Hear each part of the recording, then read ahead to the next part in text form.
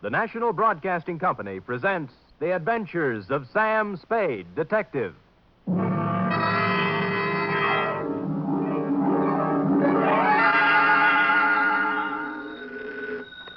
Sam Spade Detective Agency. Miss Perrine? Who did you think it was, Sam? Mata Hari? You don't know what a hot guess that is, Cherub. Really, Sam? Mm-hmm. You think I'm the femme fatale type? In a black velvet gown with a veil? What chance would I have? Sam, you've given me new heart. Deservedly so, Wonder Girl. And in femme fatale, you have hit upon what might be called the keynote of the saga, which even now I am itching to tell you. A saga? More, a tale, Effie, well calculated to keep you in...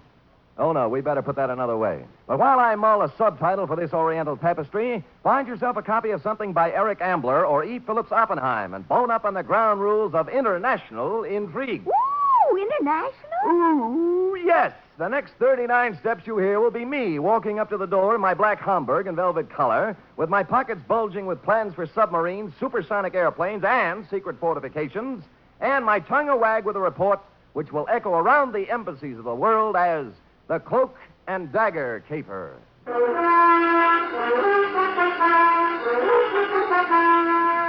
For NBC, William Spier, radio's outstanding producer-director of mystery and crime drama, brings you the greatest private detective of them all in The Adventures of Sam Spade. Sam? Who else? Sam, I thought you were kidding. About what? The black Homburg and velvet-colored overcoat. Yeah. But underneath the overcoat, Same old Sam. with the same old suit and the same old shreds. Who did it this time? Thereby hangs the tale. Huh? It's hanging out the back of your trousers, Sam. What? Your shirt tail. Well, better keep the coat on. Jawaharlal won't mind. Who? Jawaharlal Barra. It's his coat. We'll go into that right now. You ready? Yes, sir. To Jawaharlal Barra. Jawarhara. Well, speaking. From Samuel Spade, license number 127-596. Subject? The Cloak and Dagger caper. Dear Jawaharlal. I'd been out Friday night until 4 a.m. watching wedding presents. So when Saturday turned up rainy, I did the mad, impulsive thing and decided to stay home. I plugged the phone, built a fire and a tall drink, invited Freddie, the neighbor's cat, in for a short milk, put my feet up and my head down, and reached for a magazine. A picture of peace, Jawaharlal. Freddie lay on the coffee table, purred, and busied himself spinning the hand-rubbed Lazy Susan my unpredictable Aunt Adelaide gave me for Christmas. The magazine turned out to be Time, with a picture of an austere Asiatic gentleman on the cover. 2 pages, and I had the kind of headache you can only get from reading the news these days, so I turned it in on a slick pulp with a breathless yarn about an international gumshoe and a satin-lined cloak who kept running into women with bosoms full of papers.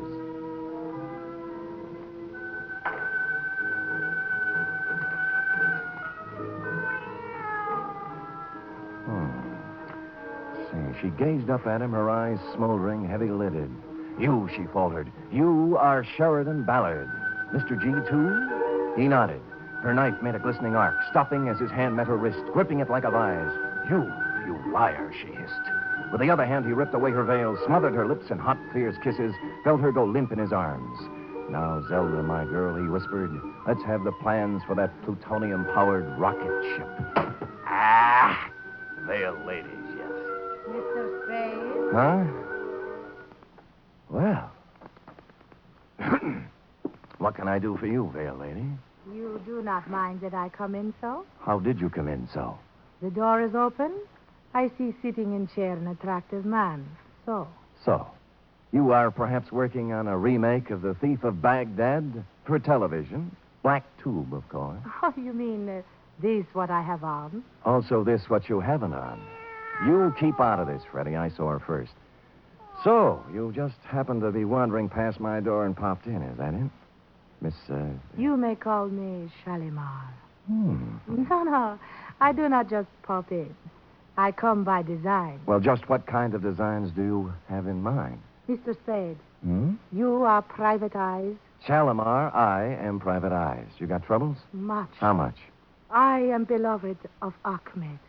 Well, that's nice for Ahmed. Ahmed who? McClatchy. Ahmed McClatchy?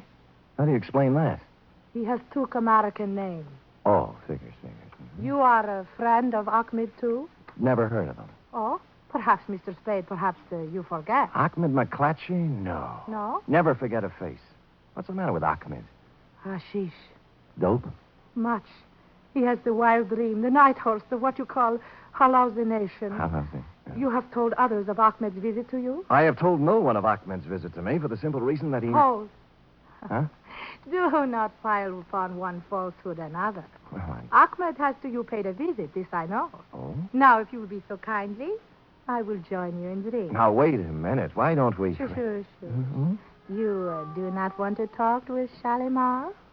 Well, I just think we ought to clear up this misunderstanding. Now? What do you have?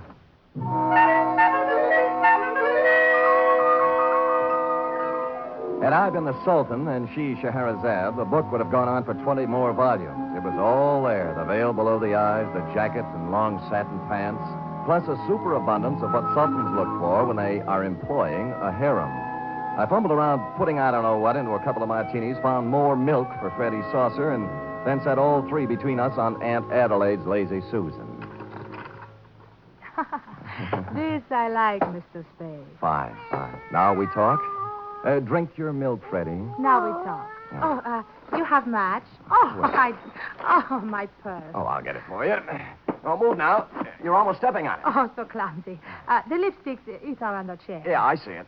There we are. There. Thank you. No trouble. Now, the light? Got it. Uh-huh. Now, Mr. Spade, before we talk of Ahmed, let us drink to him, huh? Right. To Ahmed? To Ahmed. Oh, what's the matter, Freddie? Oh. Cat? Yeah, look, milk's on the wrong side. He did it again. Did what? Well, he likes to spin the Lazy Susan. Lazy Susan. What did he do? Now, take it easy, honey. The thing spins. See, you got my drink, I got yours, and Freddie got left out. That's No. all. Oh, no. Darryl. You Look, Darryl. baby, please, don't go off the deep end. Take it easy. What's the matter with you? Huh? Shalimar. Oh, Shalimar, baby. Come out of it now, will you? Where's the glass? Oh. Cyanate.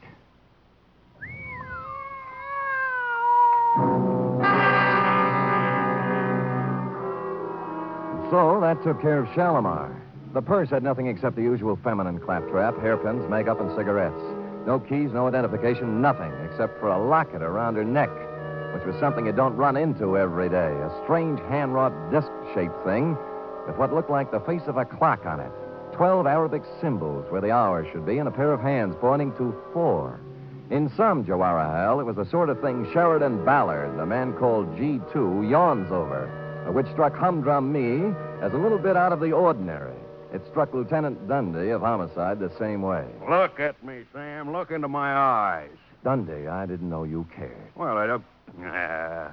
No, I am not an idiot, Sam. Well, I've been in this business for 25 years. Mm-hmm. I've looked at a lot of stiffs in my lifetime, Yes? but this is the first hoochie-coochie girl in my book who ever walked in out of the rain and tried to poison a total stranger. Well said, Dundee. Here. So, So, use your head, Sam. Where have you seen her before? I told you I don't know her, Dundee. Then why did she try to kill you? Ask her. This whole thing's impossible.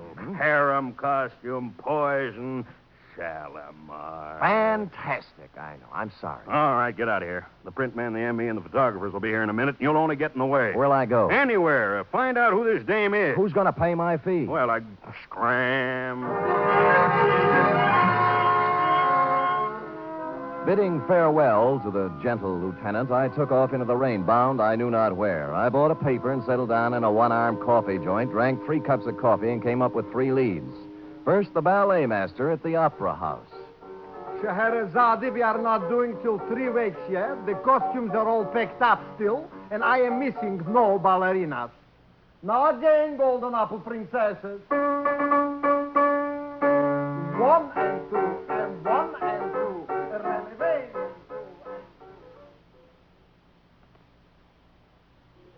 Yes, she wiggles and waggles, she shimmies and shakes. You never saw anything like this, folks. So hurry, hurry, hurry. Direct from a Turkish harem, little Fatima, the girl with the double-jointed... Jack, Yeah, Jack? you sure she's in there, Jack? Wait a minute, Jack. Yeah, she's in there, man. Thanks, man. All right, folks, step in a little closer. She shakes, she quakes. Sorry, Bud. Can't help you a bit. This here Turkish bat is 100% stag.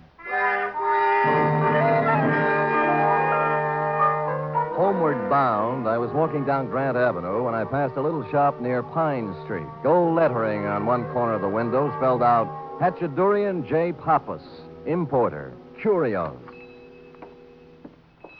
How do you do, sir? Hatchadurian J. Pappas? You get the pleasure. What's the J for? Never mind, kiddo. You can pronounce it. I accept your apology. Now, will you take a look at this? Huh? Oh, locket, huh? Uh-huh. Yes, locket it is. Where do you get this locket, sir? I found it. I thought you might recognize it. Hey, I think I do. Good. You know, it's strange you should have come here. And yet not so strange either, if you want to look on it. Well, which is it? Sure. You know, I'm perhaps the only fella in town who might have dealt in this kind of stuff here. He's quite genuine. Oh, you mean you sold this? Probably. Sure. Who to? I'm trying to remember. A girl? A girl. Or was it a fella? I- A young fella? Or old fella? Well, that leaves only one more category. Huh? An old woman. Oh, you know her then? No, I don't know her, no. You know, I wish I could remember to whom I sold it to. Yes. It's been such a long time, you know. Of course, I can look it up and call you, Sport. Good. Here's my card. Oh, Sam Sport. huh? Well, if you want to look at it. Eh.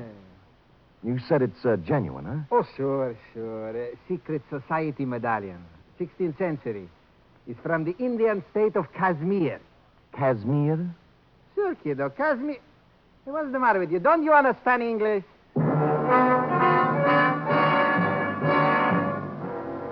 Kashmir. A typical Spade blunder. All I could think of was the girl on the cigarette package, thereby confining my operations to Turkey.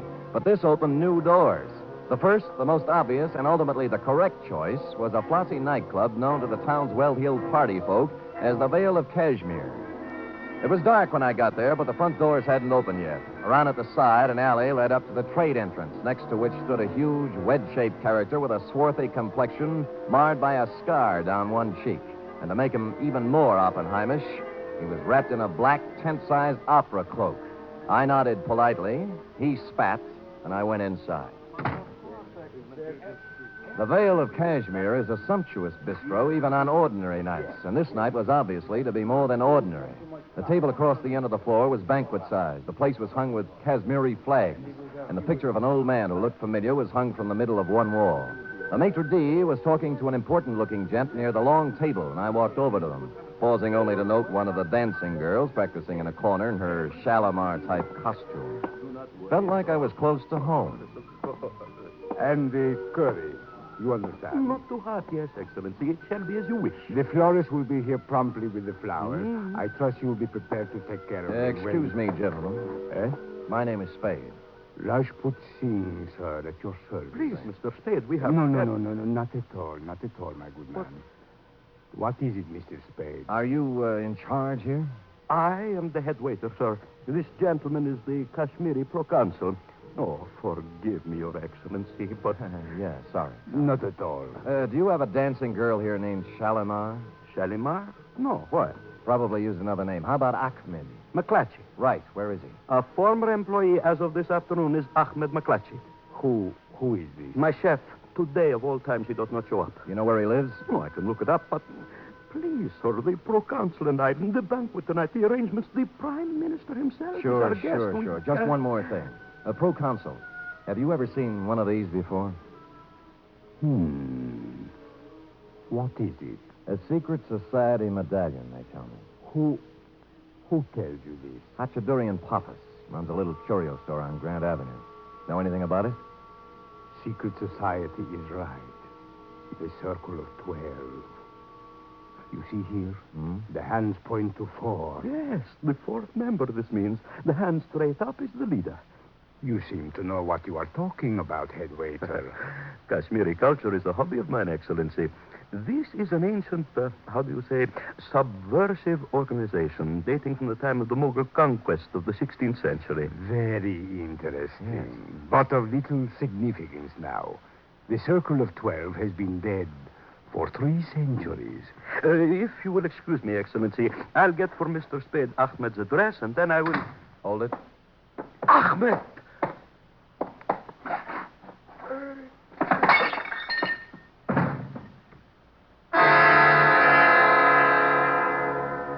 Just made it to the table, swept the sugar bowl off it, and followed it to the deck. When I saw the dagger in his back, I grabbed my gun and set sail for the alley, looking for the cloak that went with it, but he was gone. So was Ahmed. I bent down over him, took a closer look, and saw why he spilled the sugar. With his finger, he traced a design in it, a round design, the Circle of 12.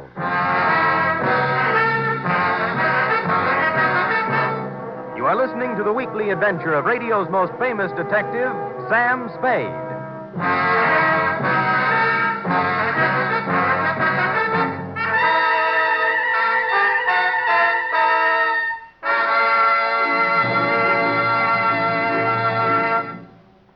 There's a bright newcomer to your NBC Sunday lineup starting this Sunday. It's Mr. and Mrs. Blandings. Now you can follow the further delightful adventures of the beleaguered Blandings in their famous dream house every Sunday. Starring as Mr. and Mrs. Blandings will be Cary Grant and his charming wife, Betsy Drake. Mr. and Mrs. Blandings is followed over most of these NBC stations by The Big Show. And this Sunday, hostess Tallulah Bankhead will present such bright stars as Fred Allen, Judy Holliday, Patrice Munsell, Gypsy Rose Lee, Vaughn Monroe, and many, many more. The chimes are your invitation.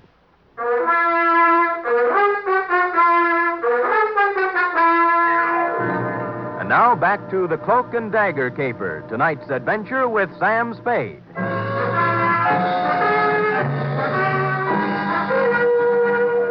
Well, Jawara, all the ingredients of a first-class international goulash were here. The cloak, the dagger, the man with a scar on his face, the lady with a veil over hers, and 2 corpses.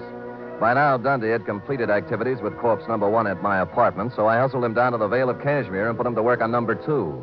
Then I hustled back to my office. The big question had yet to be answered. Sam? Another. Oh, Sam. Why do you always snub your phone? I've been trying to call you for hours. About Ahmed McClatchy, right? And the girl with the veil. Shalimar. Is that her name? Probably not, but it doesn't matter to her now. What about Ahmed? Oh, he was frightened out of his wits.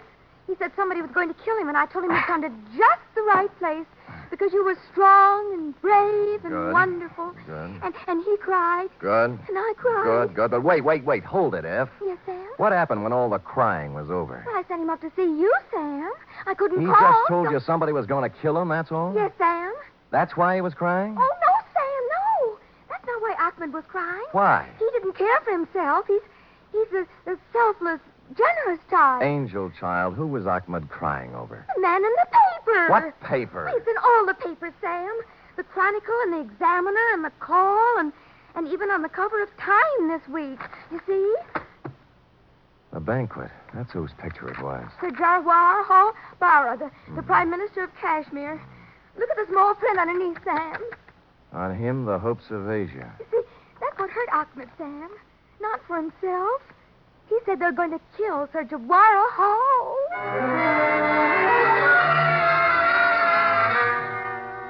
2 paragraphs later, my taciturn secretary let slip the information that Shalimar had arrived at the office 5 minutes after Ahmed left and departed for my home and hearth loaded for bear. The hullabaloo over you, Jawahar Hall, was due to the fact that you were at this moment arriving on the steamer Pacifica, en route to Washington with, as the article put it, the destiny of the Middle East in your briefcase. 10 minutes later, I was fighting my way through the mob at Pier 42. Not just a mob, mind you, but an assortment of bands, a Hindu delegation, the full membership of the Sanskrit Society at the University of California with a huge banner reading, Jawahar Hal, we're with you, and an overripe soprano on a pedestal singing, Pale Hands I Love. I struggled through this to the curb just in time to see you pull away in your special limousine, then climbed over some more backs to a phone booth. Pale hands I love you. I'm Shalimar. Kashmiri Consulate. Rajput Singh speaks. Look, this is Sam Spade, Mr. Singh. Oh, yes. Has the Prime Minister arrived there yet? He's due any minute. Why? Well, you better call out the guard. They're going to try to assassinate him tonight. My good man, do you realize My what... good man, I know whereof I speak. The cook at the restaurant. Ahmed. That is what... Yes, you're getting the idea, all right. It's the old Circle of 12 with a brand new paint job. Now get on it.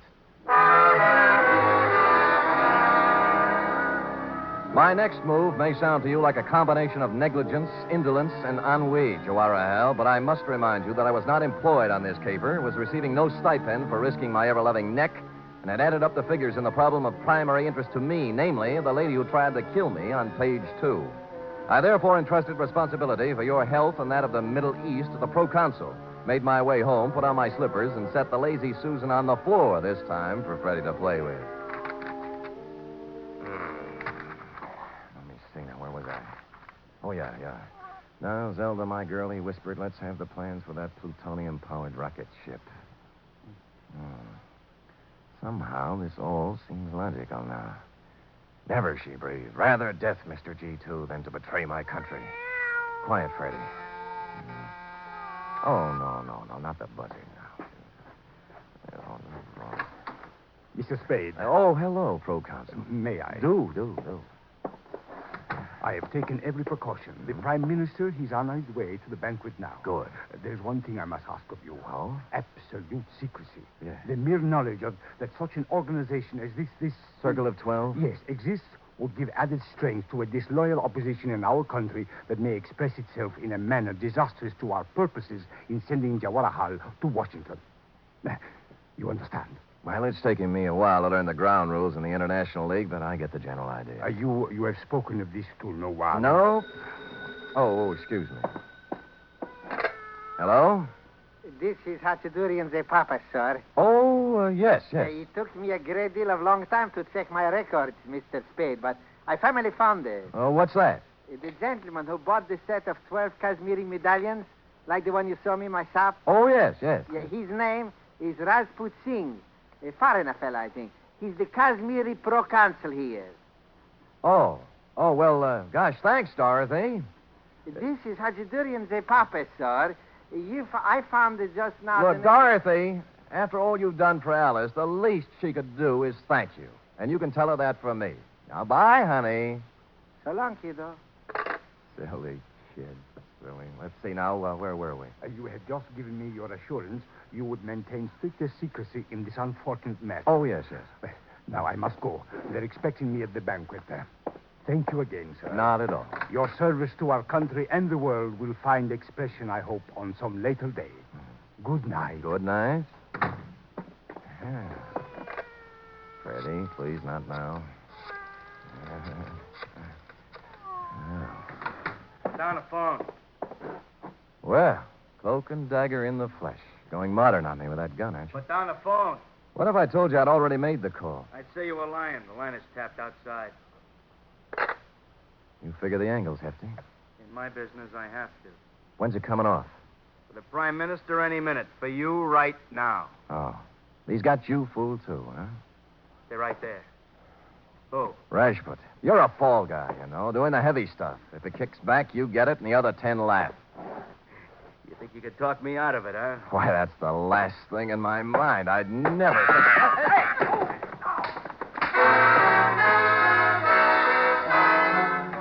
Everything happened at once. As near as I can recall, it began when Cloak and Dagger backed onto Freddie's tail. Freddie yowled, spun like a top, and C&D off balance, put his other foot on Aunt Adelaide's lazy Susan. Hardly a place for a big off-balance man to place his only remaining foot.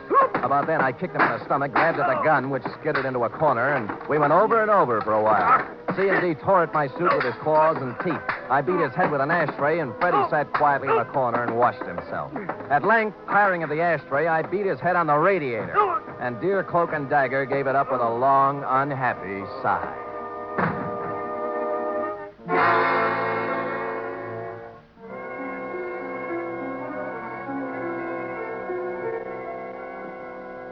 Mr. Spade, this is a dress-up affair. Get out of my way, head waiter, or I'll walk right over that white shirt front. Please, I cannot... Have they been served anything yet? The drinks are just coming on. Wait.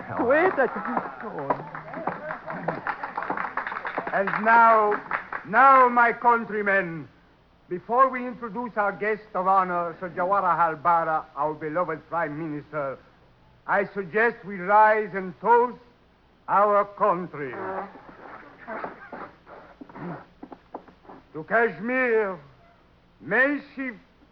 Go ahead, Proconsul. Don't let me interrupt.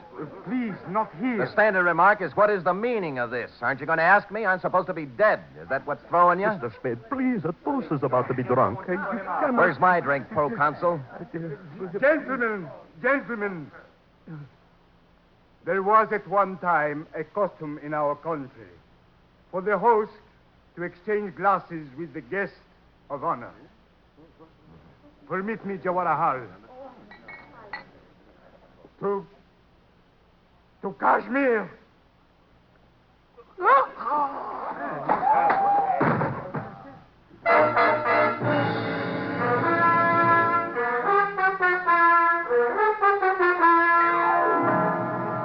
And the moral of this story, if there is one, is when danger threatens, don't hire a bodyguard. Buy a cat and a lazy Susan. Period. End of report. Oh, Sam. Why do people do these things? Oh, we all have different loyalties, have different ideas about duty. Yes? My duty, for instance, is to pick up a knot in my head and a suit full of holes once a week, while your duty You don't is need to draw a diagram, Sam. I can take a hint. Scoot?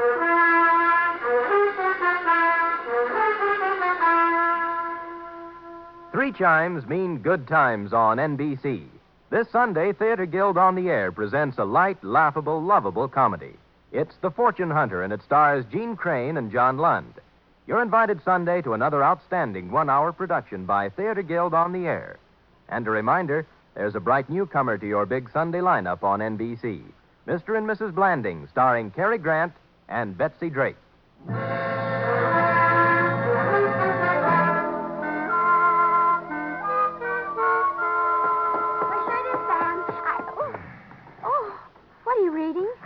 How can I do this? Something wrong? Wrong. The papers. The plutonium-powered rocket ship? What else? A dumper if I ever read one, F. The plans turned out sour. Oh, what were they? The Vale lady had entered a breakfast cereal contest. Well, that's life, little one. We struggle, we strive, we think we have success in our grasp, and it turns out dross. Oh, that reminds me. How do you like it? What? My new dross. And that concludes the dialogue for tonight. Except for one thing, of course. Oh, I'm ready, Sam. Who wants to be the man called X? He has a different one every week. I am the man called Spade. Constant, faithful, semper fidelis. That's me. Good night, Mr. Fidelis. Good night, sweetheart.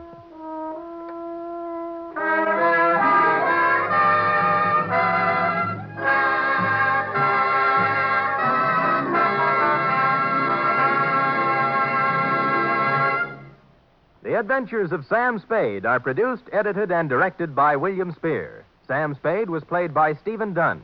Lurene Tuttle is Effie. Script for tonight's adventure by Harold Swanton. Musical scoring by Lud Gluskin, conducted by Robert Armbruster.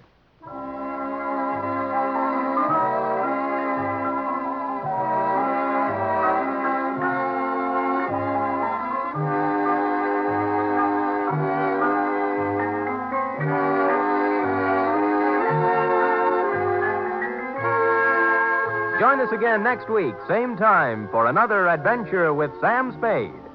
The Magnificent Montague next, then it's Duffy's Tavern on NBC.